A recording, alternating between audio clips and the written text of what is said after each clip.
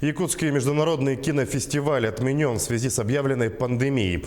Жюри оценивать фильмы, которые вошли в программу кинофестиваля, будет дистанционно. А призы, знаменитые «Снежные очки», направят всем победителям.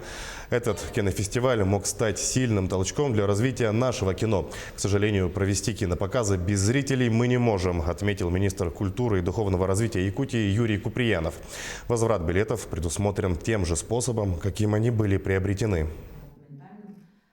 Да, мы много ожидали от этого кинофестиваля. Мы хотели, чтобы не менее 10 тысяч было зрителей, чтобы все фестивальные фильмы документального ранга, игрового ранга, они получили от основного конкурса получили заслуженную оценку и зрителей, и жюри.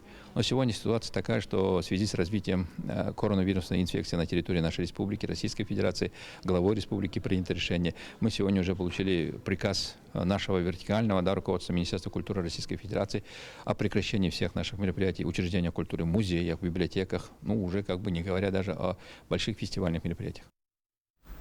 Что касается билетов на самолет, то авиакомпания «Якутия» подготовила приказ о компенсации затрат при их возврате. Перевозчик возвращает деньги за билеты с датами вылета с 18 марта по 10 апреля. Тем же способом, каким они были куплены – в кассе или в интернете. Это касается и агентств. При возврате никаких сборов и штрафов не предусмотрено.